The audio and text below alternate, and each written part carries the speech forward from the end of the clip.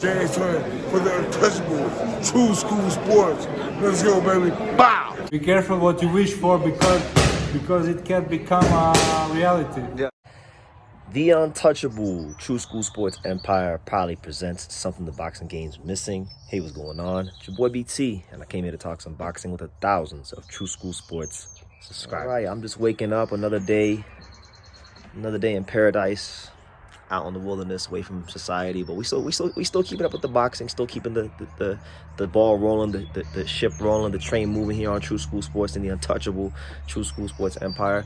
This is my official post-fight review for Junto Nakatani versus Vincent Astrolabio, and really and truthfully, there's not a whole lot to dissect. There's not a whole lot to review. There's not a whole lot to recap.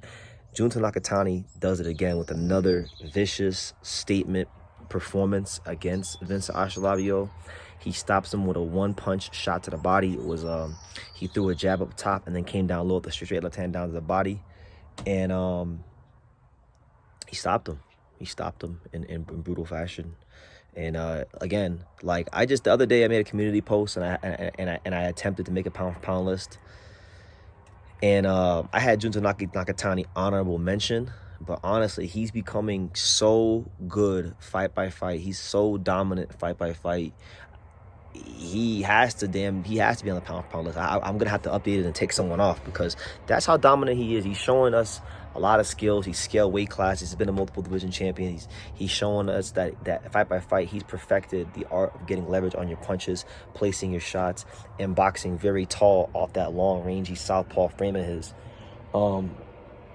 To me, it's to the point where, like, I didn't have him top 10 pound for pound on my personal list, but I would now, just because I think he's an amazing fighter. And the main thing I base pound for pound off of is level of dominance. And the guys I had 9 and 10 or Shakur Stevenson and Teofimo Lopez, which, to be honest with you, Teofimo Lopez hasn't been as dominant as Junto Nakatani as of late. Even though he's got better, higher quality wins like Lomachenko and Josh Taylor, he hasn't been as dominant. So just on that, he'd have to slot in over a guy like Teo. But good win for him. You know, as far as him at 118, there's still I don't know if his plans are to unify the division. I mean, all the champions there are Japanese. You got Takuma Inoue, you got Yoshi Takai, and you got Ryosuke Nishida. So there's great domestic fights there for all of them. Unless Roman Gonzalez is gonna get a title shot at Takai or Nishida, I really think that Japanese boxing should go ahead and allow these guys to fight in a tournament so they can crown an undisputed champion.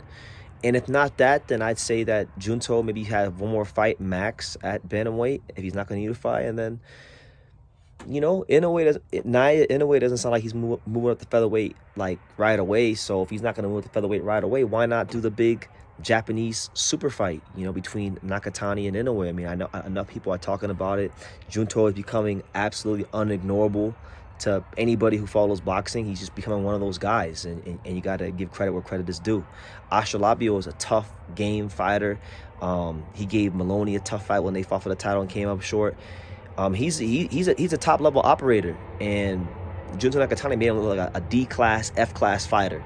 And like Roy Jones Jr. said, you know, they got the nerve to say I ain't fighting nobody. I just make him look like nobody. Y'all must have forgot. You know, he's making guys that actually are somebody's in his weight class look like complete nobodies, cans. And Astrolabio is not that. He's a tough Filipino fighter, former world title challenger, top contender in the division, making him look like a nobody. So that's what pound for pound fighters are supposed to do on a routine basis. He continued to do that with whomever they have put in front of him thus far in his career to date. So great win for him. Just to recap some other things in the card, because I was following along and I did get a chance to watch some of the card.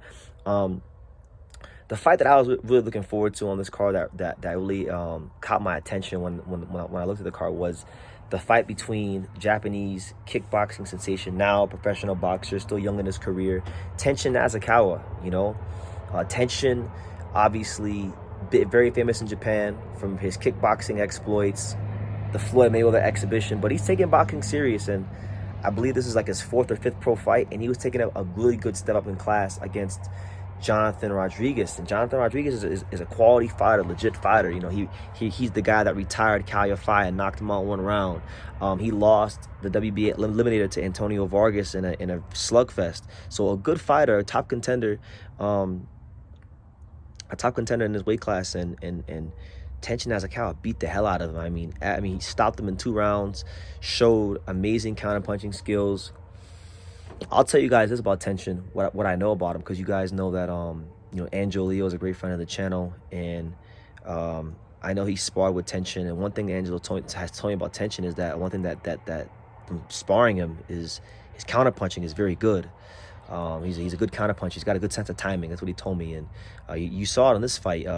Rodriguez tried to throw a right hook, and he gets punches right in between the shots, and it hits him and hurts him. And now it's to the point where I gotta take Tenshin Nasukawa a little bit more serious as a boxer, because Tenshin was getting a lot of these co-main event slots on big cards, like Inoue cards, and he was fighting cans. I mean, guys that were not that good. But Jonathan Rodriguez is a good fighter who's fought at a high level and beaten some good competition. So you got to respect him now. You got to really look at him as a guy that could go on and challenge for titles and be a contender. I believe it was at bantamweight. So in the bantamweight division, go ahead and look at him as somebody that can make some waves in the future. And look, the rich get richer. The Japanese have produced yet another bantamweight guy in the division. They already have all the bantamweight champions. Now they got another bantamweight contender in Tenshin. So good win for him. He gets I believe it was a 2nd or 3rd round stoppage, and then it was 2nd round stoppage, and then Anthony Olascauga. Let's talk about him for a second. I can make several videos for all these guys, but I wanted to kind of just cram it all into one video.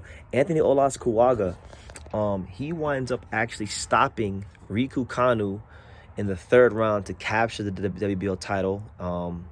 He's now become champion in less than 10 fights, which to me it shouldn't be surprising, because this is a guy, Anthony Olascauga, where if you've been paying attention to him, he took that Kenshiro Taraji fight last year on very short notice, came down a weight class to challenge him, even maybe against his own detriment, and he absolutely positively gave Kenshiro one of the hardest fights of his career.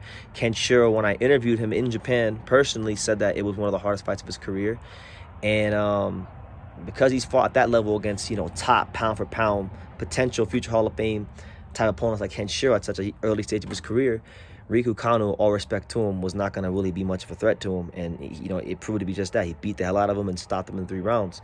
So Anthony Olascauga captures the WBO Flyweight title. Now, look, now that he's WBO champion at Flyweight, we saw that Kenshiro, the amazing boy, just moved up to Flyweight.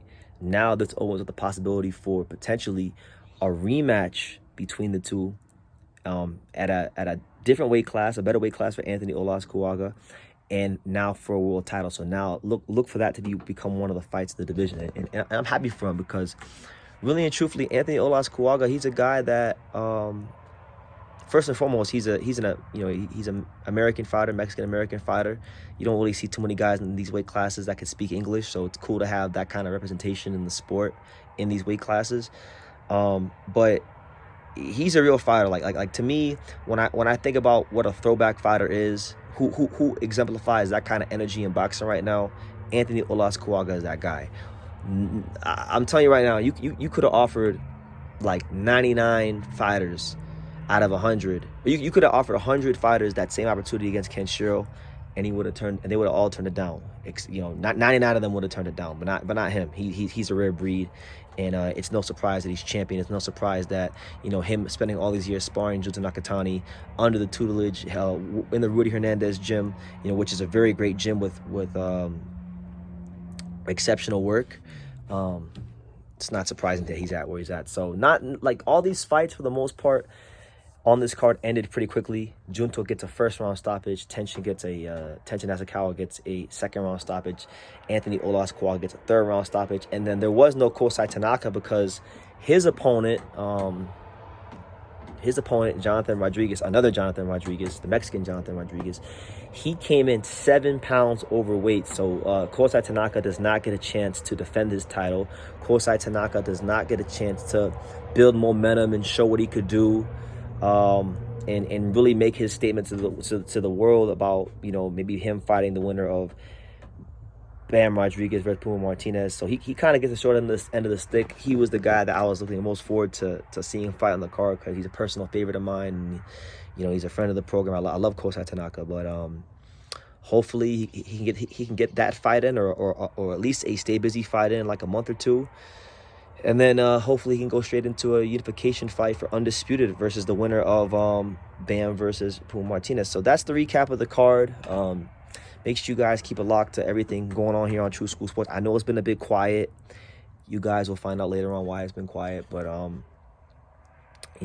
definitely keep it locked. The channel's growing, about to hit 77,000 subscribers soon. So I'm grateful for all the growth and all the support. And last thing, guys, before I end the video, if you made it this far, if you got any video suggestions, like things I should talk about and or prospects I should watch, let me know in the comments down below, and I'll check them out and make those videos when I get time. So leave your comments down below. Make sure you guys take the time to subscribe. And like I say in every single one of these videos, you can love me or you can hate me, but I'm just a kid from Dania. So until next time, take care, guys. Thank you for watching another video on the untouchable True School Sports Empire.